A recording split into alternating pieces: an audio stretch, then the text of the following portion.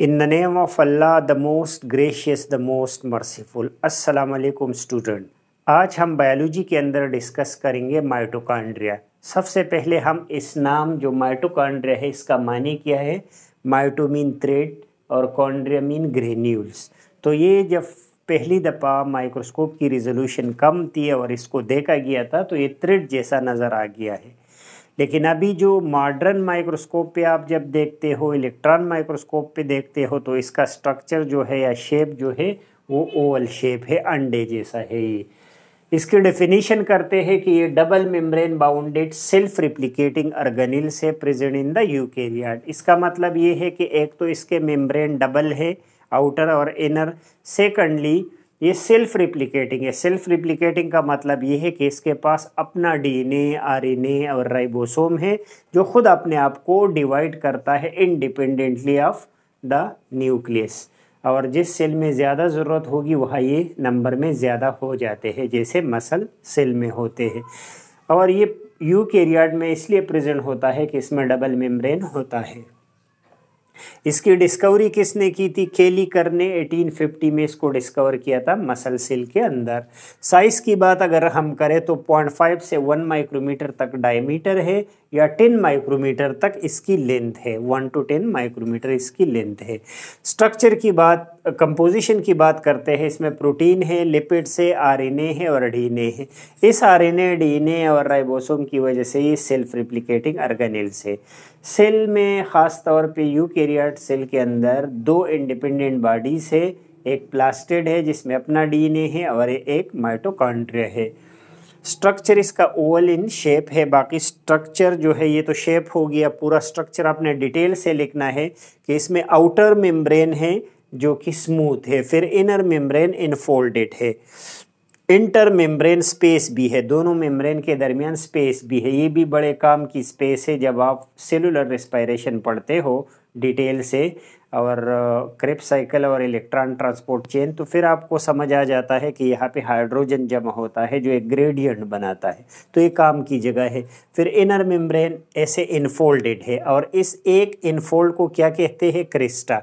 Crysta के ऊपर ऐसे बॉडी से जिसको F0, F1 पार्टिकल कहते हैं। दूसरा नाम इसका एलिमेंट्री पार्टिकल है जो असल में एटीपेज एंजाइम है। आपको सेलुलर रेस्पिरेशन में ये समझ आ जाएगा कि ये इसका क्या काम है। तो एटीपी सिंथेसिस इसका काम है। इसके अंदर ऐसे मैट्रिक्स होता है, बहुत सारे चीज़ें हैं मैट्रिक्स में। एंजाइम है, कोएंजाइम है और साल्ट्स है। ये आपको रेस्पिरेशन में हेल्प करवाता है। अपना डीएनए मैट्रिक्स के अंदर मौजूद होता है। इसी डीएनए की वजह से ये सेल्फ रिप्लिकेटिंग बॉडी है। ये डीएनए सर्कुलर होता है और ये माइटोकॉन्ड्रिया और प्लास्टिड के यूनिक कैरेक्टरिस्टिक है। राइबोसोम 20 में होता है और इसका राइबोसोम 70s होता है। आम तौर पे 70s राइबोसोम कहाँ पे पाया जाता है? प्रोकैरियोट में, यूकैरियोट में नहीं होता। लेकिन यूकैरियोट के प्लास्टिड और माइटोकॉन्ड्रिया में यही 70s राइबोसोम होता है। अच्छा, फिर हम इसकी बात करते हैं कि कुछ ऐसे सेल होते हैं जिसमें ये एब्सेंट होता है, जैसे like for example mature sperm, mature RBC और बैक्टीरिया जो कि प्रोकैरियोट है। हमने पढ़ा भी था कि प्रोकैरियोट क्या करते हैं, वो एरोबिक रिस्पायरेशन कुछ करते हैं, लेकिन जो नहीं करते जैसे एनएरोबिक रिस्पायरेशन पे गुजारा करते हैं तो इसकी ज़रूरत ही नहीं होती। एनएरोबिक रिस्पायरेशन में इसकी क्या ज़रूरत होगी। कुछ ऐसे बैक्टीरिया है। अच्छा, फिर फंक्शन आपने इसका पढ़ा कि सेलुलर रेस्पिरेशन है, यानी ये सेल को एनर्जी देता है ग्लूकोज से और इसीलिए हम इसको power house of the cell कहते हैं क्योंकि एनर्जी बनवाता है। आज हमने क्या पढ़ा कि mitochondria double membrane bounded organelles है जो कि यूकेरियोट में प्रेजेंट है और जो कि सेल्फ रिप्लिकेटिंग बॉडीज है। फिर हमने इसकी डिस्कवरी के बारे में पढ़ा कि इसको किसने? केलीकर ने डिस्कवर किया था और इसका साइज़ 0.5 to 1 माइक्रोमीटर डायमीटर है या लेंथ कितना है? 1 to 10 माइक्रोमीटर। कंपोजिशन इसकी प्रोटीन, लिपिड्स, खास तौर पे अपने डीएनए इसमें लिखना है कि इसमें अपना डीएनए और आरएनए है। स्ट्रक्चर की बात की जाए तो बाहर का स्मूथ मेम्ब्रेन है, फिर इनर इनफोल्डेड है। इनफोल्ड को क्रिस्टा कहते हैं। उसके ऊपर F0, F1 पार्टिकल्स होते हैं जिसको आप एलिमेंट्री पार्टिकल्स या एटीपेज एंजाइम भी कहते हो। राइबोसोम जो है वो 70 इसका होता है इसके अंदर और सर्कुलर डीएनए होता है। इसका फंक्शन सेलुलर रेस्पिरेशन है, लेकिन कुछ सेल ऐसे हैं जिसमें ये एब्सेंट होता है, like for example bacteria cell या मेचेवर स्पर्म और मेचेवर आरबीसी में ये नहीं होता।